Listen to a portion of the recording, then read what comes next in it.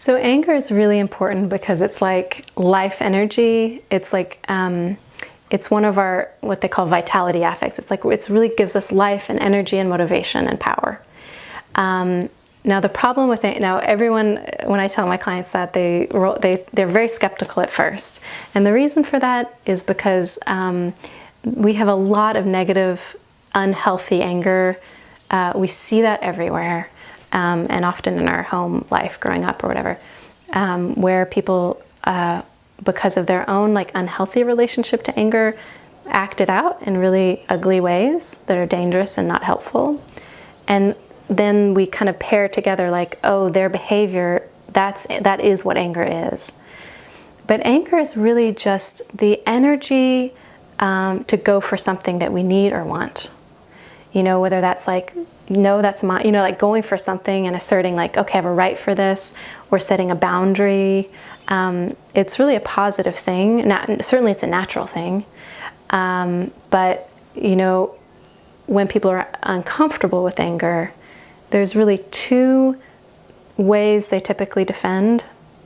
And one is what's called acting. There's acting out and acting in. So acting in would be self-attack, redirecting it to themselves, or like just bottling it, shutting it down. It's a bad feeling, so I'll just, you know.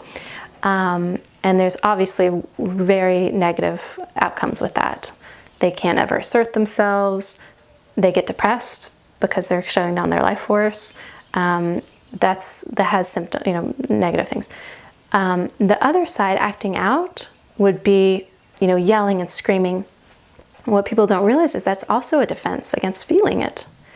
You know, if you're not comfortable feeling the anger, it's like, oh, get it out of me, you know? And so people just like, it's like literally they just like throw it out at somebody else, you know? Like get it done with quick, you know, just like vent it out, you know? Yell, scream, throw it out, put it on somebody else. It's not an embodied mindful experience in that moment, you know? It's like barely conscious. It's like losing themselves in it.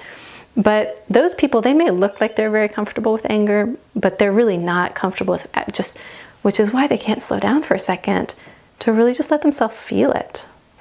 You know, feel it in an embodied, grounded way.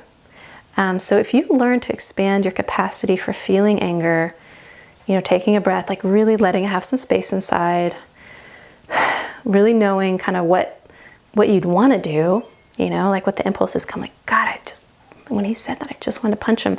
But you're just like exploring it rather than acting on it.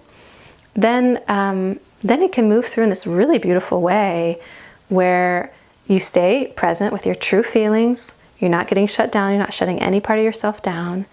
And you're getting the energy of it, which is empowering. But you're also very grounded, so you're in control. It's not like you're out of control angry. But then it's like often what I'll see is, you know, we'll work through the anger and people inevitably feel strong.